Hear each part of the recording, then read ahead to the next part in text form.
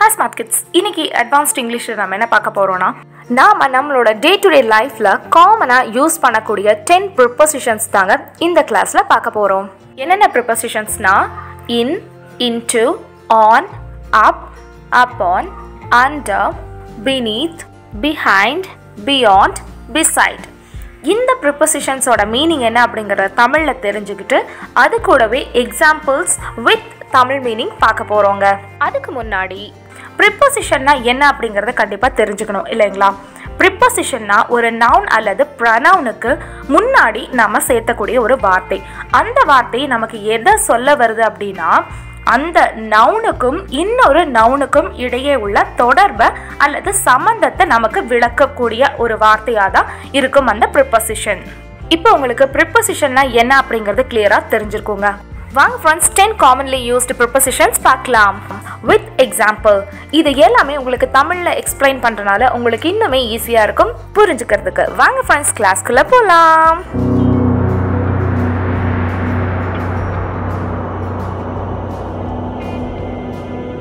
Friends, welcome to the class. Inna தமிழ்ல ilnu சொல்லலாம்.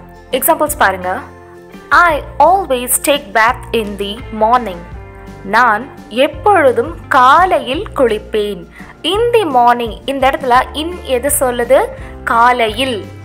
Next example பாருங்க. My birthday is in October.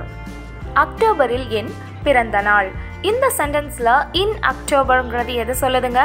அக்டோபரில். அதாவது தமிழ்ல இல்னு சொல்லுவோம் இல்லையா? அந்த இடத்துல என்ன வார்த்தை நம்ம பயன்படுத்தணும்? எந்த preposition பயன்படுத்தணும்? In. And the last example, I'm in a meeting. நான் மீட்டிங்கில் இருக்கிறேன். இதுலயும் இன்கிறது இல் மீட்டிங்கில்ன்ற மீனிங்ல வருதுங்க. இப்போ உங்களுக்கு இன் எங்கெல்லாம் பயன்படுத்தணும் அப்படிங்கறது தெளிவா புரிஞ்சிருச்சுங்களா? இன்னா உள்ளேன்னு வருமே அப்படின்னு நீங்க சொல்லலாம். எஸ், சில இடங்கள்ல இன்னா உள்ளேன்னு வரலாம். பட் உள்ளேங்கிறதுக்கான எக்ஸாக்ட் இங்கிலீஷ் வேர்ட் என்னன்னா into. For example, she mummed something into his ear. அவன் காதில் எதையோ முணுமுணுத்தாள். இந்த இடத்துல காதின் உள்ளே அப்படின்ற மீனிங் வருதுங்க into வரும்பொழுது.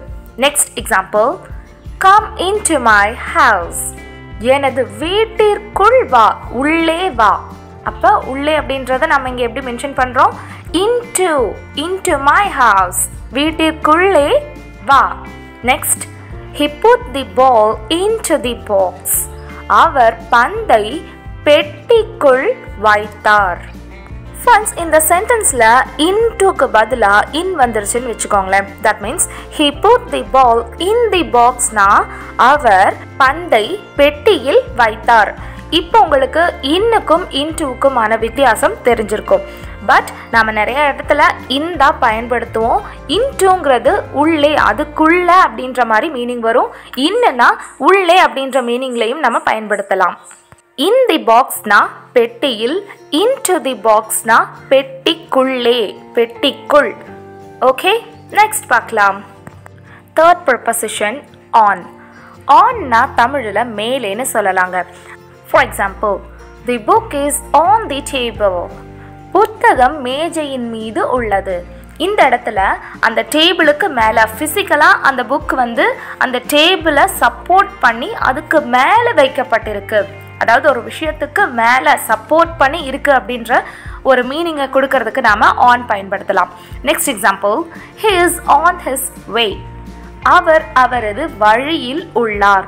இந்த இடத்துல on the way, on his way அப்படிங்கிறது எதை மீன் பண்ணுதுன்னா அந்த வழியில, அந்த வர்ற வழி மேல அவங்க வந்துட்டு இருக்காங்க அப்படின்ற மாதிரி. Next, he is sitting on the chair. அவர் நாற்காலியின் மேல் அமர்ந்திருக்கிறார். இந்த இடத்துலயும் அவருக்கு ஒரு சப்போர்ட்டா என்ன இருக்கு? சேர். அந்த சேருக்கு மேல அவங்க அமர்ந்திருக்கிறார், உட்கார்ந்துருக்காங்க அப்படின்ற மாதிரி மீனிங் வருதுங்க.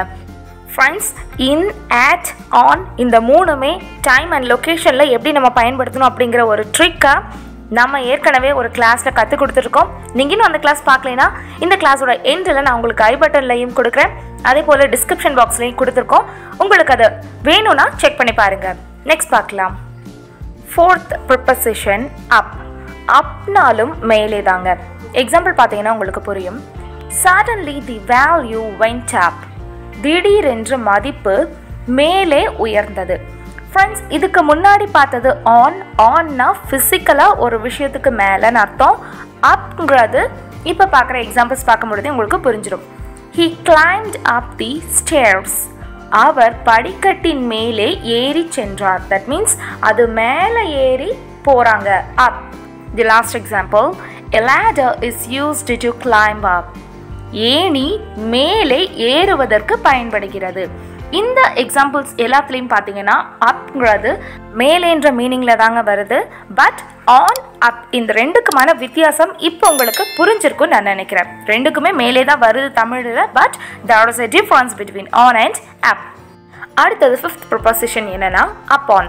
uponனா தமிழில் மேல் அல்லது மீதுன்னு வருங்க மீனிங்.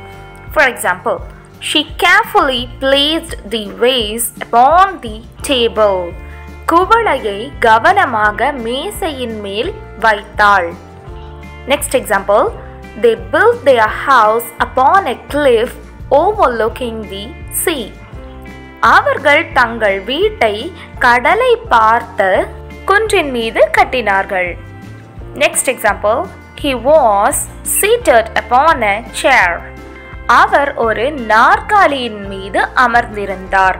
ஃப்ரெண்ட்ஸ், இது மாதிரி மேல் அல்லது மீதுன்னு நம்ம சொல்லணும்னா இங்கிலீஷில் என்ன ப்ரிப்போசிஷன் யூஸ் பண்ணலாம்? upon. 6th preposition under. underனா தமிழில் அடியில்னு சொல்லலாங்க. எக்ஸாம்பிள் பார்க்கலாம். the cat is under the table. பூனை மேசைக்கு அடியில் உள்ளது. they were standing under the tree. மரத்தடியில் நின்று கொண்டிருந்தனர்.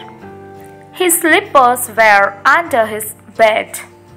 அவனது செருப்புகள் படுக்கைக்கு அடியில் இருந்தன. ஃப்ரெண்ட்ஸ், அண்டர்னா என்ன மீனிங்? அடியில். Next 7th preposition beneath. beneathனா தமிழில் அடியில்னு சொல்லலாங்க. எக்ஸாம்பிள் பார்க்கலாம். I huddled myself for warm beneath the blanket. போர்வைக்கு அடியில் சூடு பிடிக்க நான் என்னை கட்டிக்கொண்டேன். The yellow book was hidden beneath a pile of books. மஞ்சள் புத்தகம் புத்தக குவியலுக்கு அடியில் மறைந்திருந்தது. We had a picnic beneath the trees. மரங்களுக்கு அடியில் நாங்கள் சுற்றுலா சென்றோம். ஃப்ரெண்ட்ஸ், இந்த எக்ஸாம்பிள் பார்க்கும்பொழுதே உங்களுக்கு புரியும். beneathங்கிறது எங்கெல்லாம் பயன்படுத்தலாம்? ஏதாவது ஒரு விஷயத்துக்கு அடியில் அப்படின்ற மாதிரி நம்ம பயன்படுத்தலாம். ஃப்ரெண்ட்ஸ், beneath, under, below இந்த 3 வார்த்தையும் இந்த 3 ப்ரிப்போசிஷன்ஸும் கிட்டத்தட்ட சிமிலராக தாங்க இருக்கும். beneathங்கிறது இன்னும் கொஞ்சம் ஃபார்மலாக இருக்கும், அவ்வளோதாங்க. Next 8th one behind. behindனா பின்னால்னு அர்த்தங்க. எக்ஸாம்பிள் பார்க்கலாம். he is sitting relaxed by keeping his hands behind his head. கைகளை தலைக்கு பின்னால் வைத்துக்கொண்டு நிதானமாக அமர்ந்திருக்கிறார். இந்த சென்டென்ஸ்ல பின்னால்ங்கிறது எந்த வேர்ட் மென்ஷன் பண்ணுது? behind. Next, he is looking from behind the window. ஜன்னலுக்கு பின்னால் இருந்து பார்க்கிறார். the last sentence, the thief is watching them from behind the wall. திருடன் சுவற்றுக்கு பின்னால் இருந்து அவர்களை பார்த்து கொண்டிருக்கிறான். ஃப்ரெண்ட்ஸ், இந்த சென்டென்சஸ் எல்லாம் பார்க்கும்பொழுது உங்களுக்குமே புரிஞ்சிருக்கும். பிஹைண்ட்னா பின்னால்னு அர்த்தம். 9th one beyond. பியாண்ட்னா அப்பால்னு அர்த்தங்க. நம்ம தமிழில் சொல்லுவோம்ல அப்புறமா, அதுக்கப்புறமா இது இருக்குது அப்படின்னு சொல்லுவோம்ல, அந்த ஒரு வார்த்தை தான் பியாண்ட். எக்ஸாம்பிள் பார்த்தா உங்களுக்கு தெளிவாக புரியும். First example, my house is beyond the bridge. என் வீடு பாலத்திற்கு அப்பால் உள்ளது. பாலத்துக்கு அப்புறம் இருக்குது அப்படின்னு நம்ம பேச்சு வழக்கில் சொல்லுவோம் இல்லையா, அதுதாங்க. Next, the parking area is just beyond the tree. Parking பகுதி மரத்திற்கு அப்பால் உள்ளது. The watch tower is beyond the lake. கண்காணிப்பு கோபுரம் ஏரிக்கு அப்பால் உள்ளது. That means further away in the distance than something.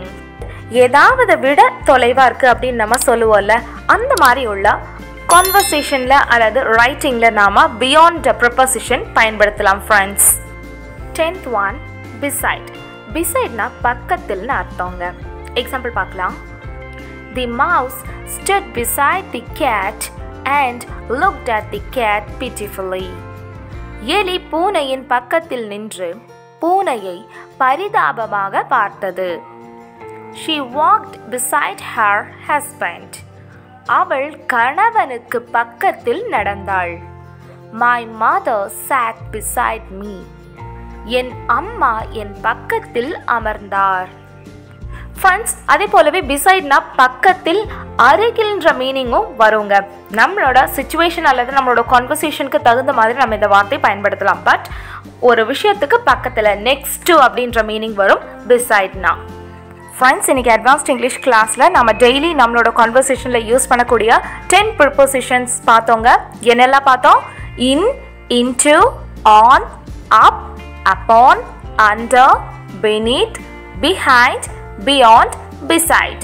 Friends, உங்களுக்கு ஏதாவது டாபிக்ஸில் ஸ்பெசிஃபிக்காக வீடியோஸ் வேணும்னா உங்களோட டாப்பிக்கும் உங்களோட பேரையும் கமெண்ட் பாக்ஸில் சொல்லுங்கள்.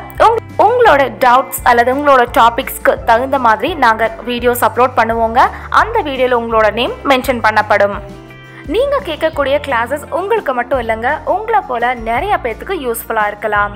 இந்த கிளாஸ் உங்களுக்கு பிடிச்சதை லைக் பண்ணுங்க, யூஸ்ஃபுல்லாக இருந்துச்சு உங்கள் ஃப்ரெண்ட்ஸ் அண்ட் ஃபேமிலி கூட ஷேர் பண்ணுங்க. இது போன்ற வீடியோஸ் வேணும்னா ஸ்மார்ட் கிட் சேனலில் சப்ஸ்கிரைப் பண்ணுங்க. தேங்க்ஸ் ஃபார் வாட்சிங்.